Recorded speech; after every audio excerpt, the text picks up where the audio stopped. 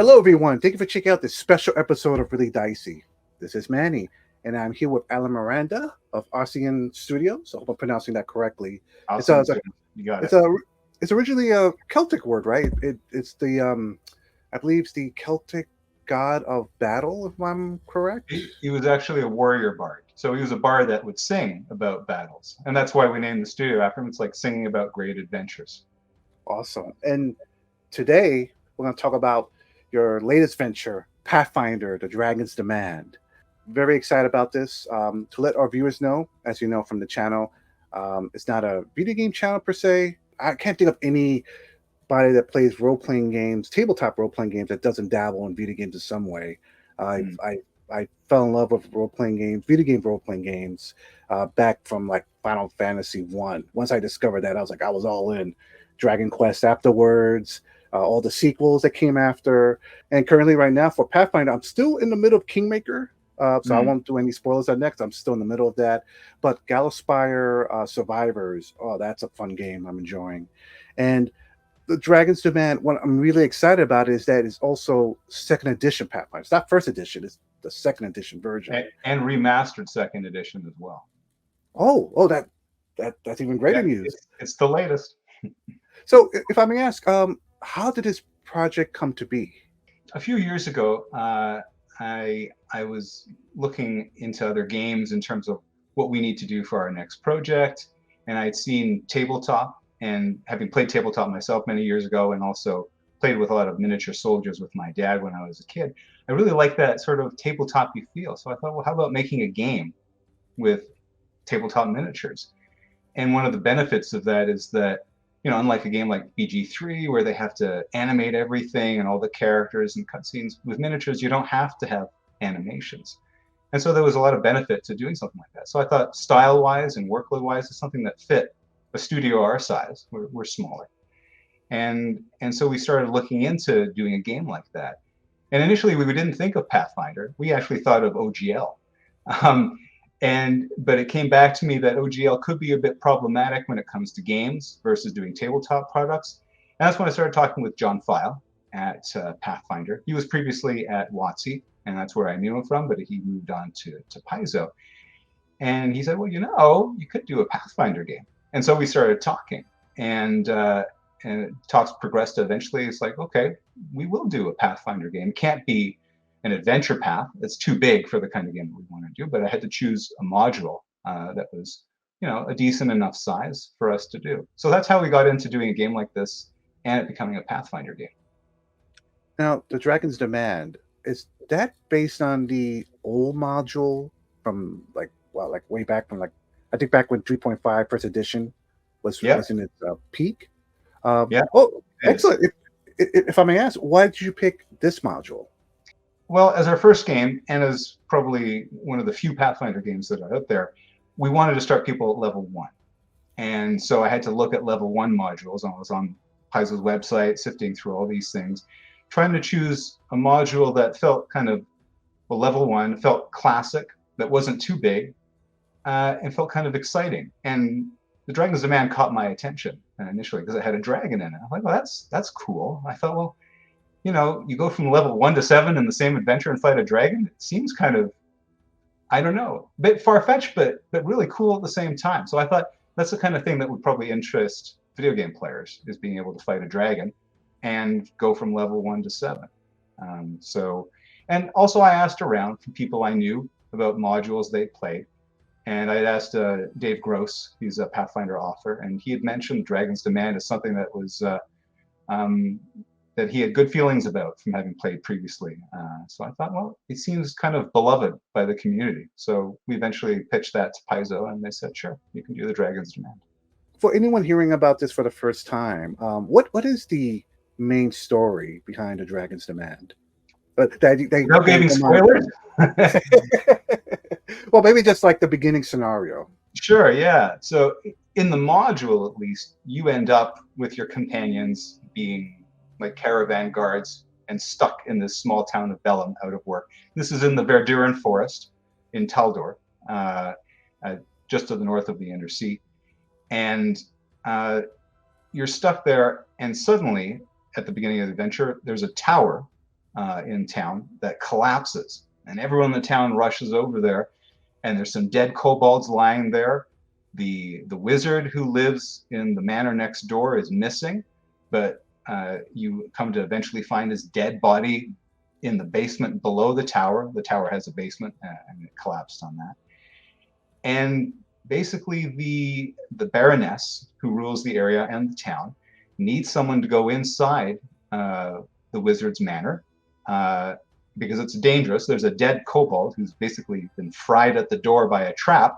So no one wants to go in. The sheriff's out of town, so they're like looking for an adventurer to go basically sort this out, and that's you. Oh wow. And you mentioned Pathfinder Second Edition Remastered. So could what is the options, player options of what I can be in this world? Well, I mean, we're going to let you be what the core rules have in terms for Pathfinder Second Edition. So you have the 7 ancestries. They're 8 typically, but the 8th one is the Leshies. And if you've seen the imagery for the Leshies in the books, they can be all kinds of shapes, and that's a bit of a problem with us, with not just their shapes but their foliage and leaves. We have a swappable armor system. So you pick up a new armor, you're able to put it on your miniature, just like you do in a regular video game. But it's cool for miniatures to be able to change their appearance. And getting that system to work with Leshies is a bit problematic based on their shapes and sizes and all this foliage everywhere. So we step back from doing Leshies for this. They'll still be Leshy NPCs. So we have the 7 ancestries. We have 16, the core 16 classes, and 30 backgrounds. And so you get to choose among these what you want to be. Where does this take place exactly? Well, this takes place, it's actually just north of Absalom. So Absalom is in the inner sea, and just north of them is the kingdom of Taldor. And one of the big features of the kingdom of Taldor is the Verduran forest, which I believe is the last great old growth forest in Golarion. Sorry to lore fans if I'm incorrect, but I thought I read that somewhere. And that's where Bellum, this little town, is located in the center of the forest, right along a river called the Verduran Fork. So it's a very wild place. You have all kinds of creatures in the forest. It's a mysterious forest, dark forest, and ruled by druids. And so Taldor isn't allowed to cut down the trees there. They have an agreement with the druids to harvest them in a certain way. But I think for the most part, the Verduran Forest is a very dark and mysterious place. And so it's perfect for a backdrop for this kind of adventure. How would you say your game will be different from either other Pathfinder games or even other Dungeons and Dragons video games? The biggest thing is the aesthetic. It's the miniature aesthetic. Most video games, they had animated characters running around. And this is a bit different. Like I said, it goes back to my original experience with tabletop.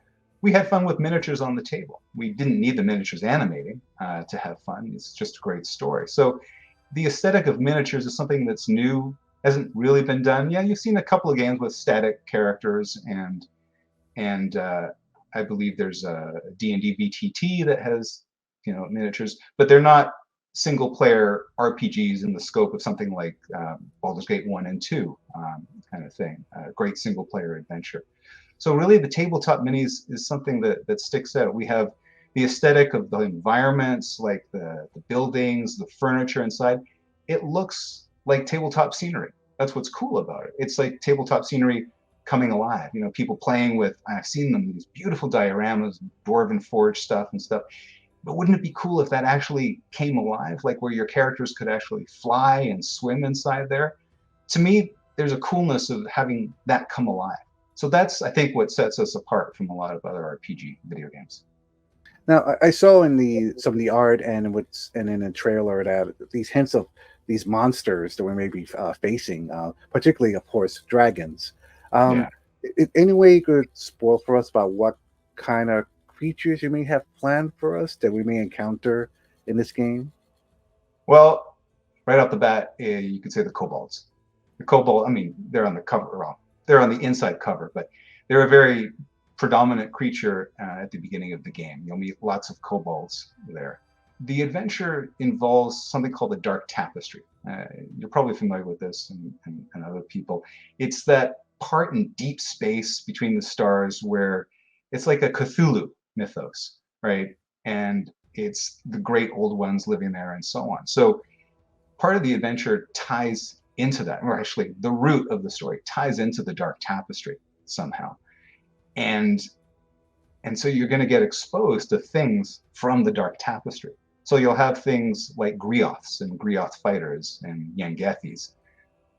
Those are the kinds of creatures that you're going to actually meet that aren't from this world, but from this other place, the Dark Tapestry. You'll meet a dragon too. I don't want to. You'll see a black dragon there, right? And I saw this being debated on YouTube. It's like it's a black dragon. It's supposed to be a green dragon. Really, it's the adventure is about Age of Parax, which was a black dragon from 1,000 years ago, and has returned. So that's why we show a black dragon. Where this is the start of the story, or close to the story, where you find out this is a black dragon that's terrorizing the village, and that's Age of Parax. So yeah, you'll face off against dragons in some form or another.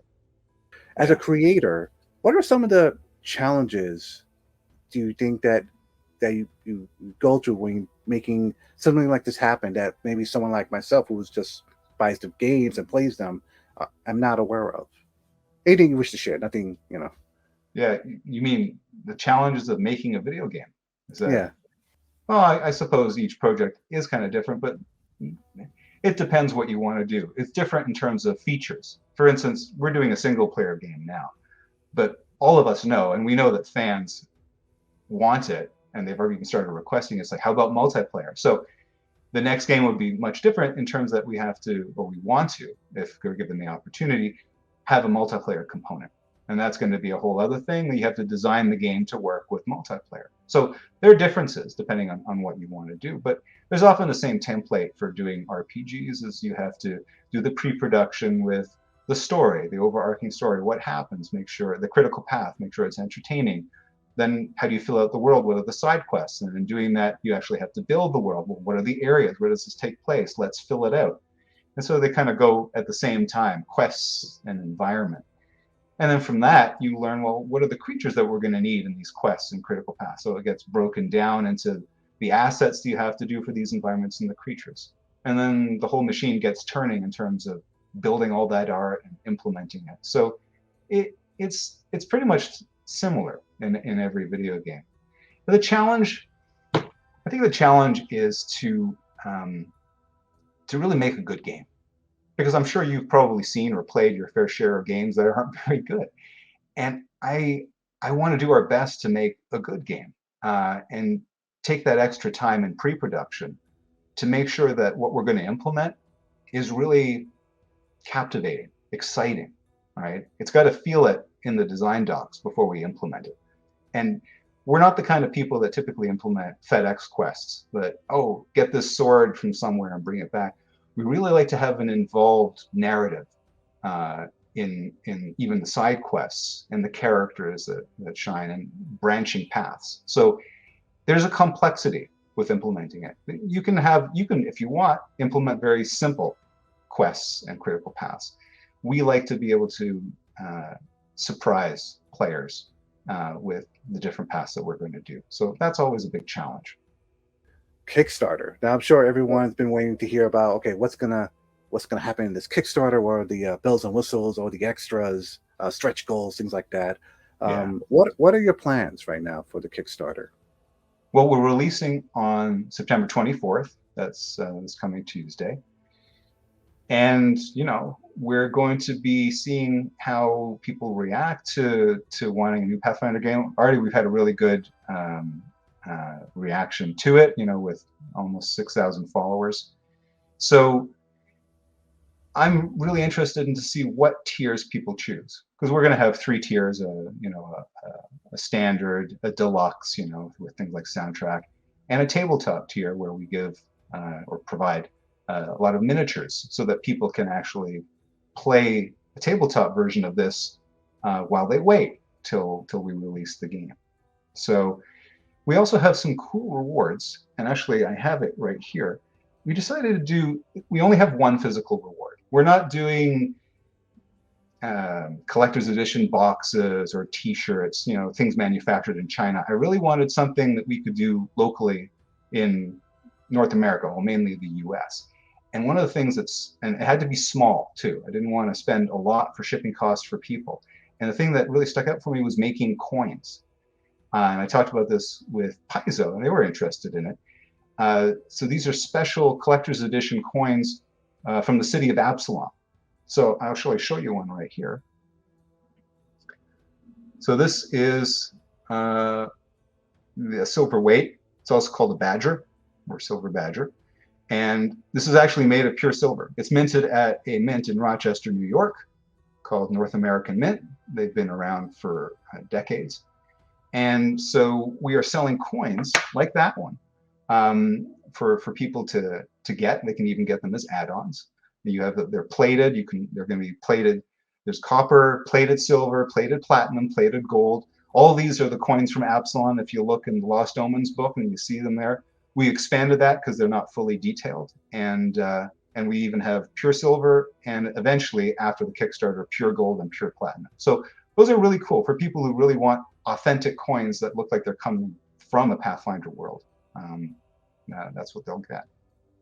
If I may ask you a fun question, I can't help seeing that the age of fantasy is not dying down anytime soon. It's something about this era of magic, finding these mythical creatures, becoming mythical yourself, dabbling with different fighting styles, different magic spells.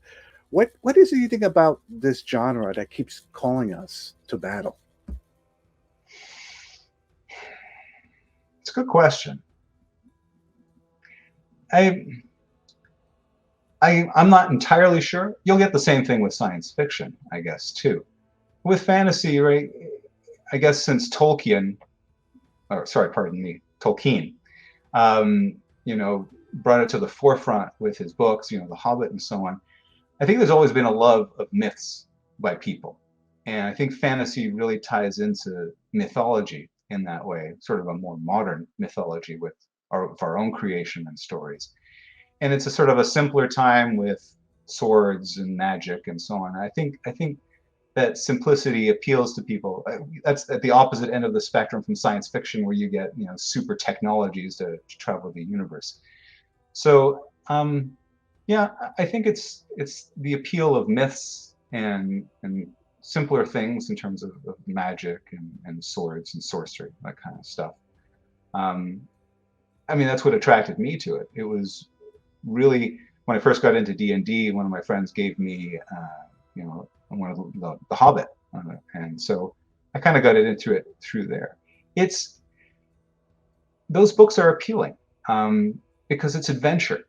It's adventure in a faraway place, and it's not here, right? And I think that's part of what it takes you somewhere else, and it's entertainment. Sometimes when I do role playing games as a job, and I research it and prepare it for videos like these, sometimes I have to be careful not to lose my enjoyment of role playing games and not make it feel like work. You create these fantastic video games. I know we haven't talked about some things you made in the past. Your the studios association with like creating Neverwinter Nights and so forth. But when you're what do you do for fun? Like what do you do? What do you do so that you don't lose interest in all these amazing things that you create? Yeah, I think there's a saturation point with if you work on games, then if you just play games in your spare time, it's basically games 24 hours a day, except when you sleep. And I think that becomes a problem. It was fine, when I was younger, before getting into games, and I was playing video games till 3 a.m. And so I had games on the brain. But when you work on them, you really need to take a break, because I think if you don't, you will get tired of it. And that's why I have things like the guitar behind me. I like to have other things to sort of balance out my life, like playing guitar and singing and going for hikes. There's other things to do besides games. As much as I love games, and I think I love making games more than I do playing them, because you're only limited by your imagination, and I love having good times with my imagination to think up things. So So yeah, hope that answers it for you. Yeah, Okay. So Pathfinder: The Dragon's Demand, coming out the 24th of September on Kickstarter, Yeah, for 30 and days. for 30 days. And I will put a link in the description below for anyone interested to know about it. Um, and is there anything else? Any last words before we wrap up? I don't think so. For the Kickstarter page, you can also follow dragonsdemand.com. That'll be forwarded right to the Kickstarter page as well. Um, as far as saying anything else, I really hope people are intrigued by this and with the prospect of having sort of this digital tabletop coming to life as a single player game, enough to back us, because we really want to make a great game for you. It's fulfilling our dream, but we hope it fulfills your dream. So if you are interested, please back us. We're going to do our best to make you a great game. So, Alan, thank you for taking the time to talk to us about Pathfinder: The Dragon's Demand. I'm very excited about this. There's not enough video game role playing games in the world, in my opinion, to satisfy me. And seeing that something coming out for Pathfinder is really, really great. And again, I'll put everything in the description below for anyone interested. And to my viewers, thank you for watching. Stay safe out there. We'll see you next time. Thank you, Manny.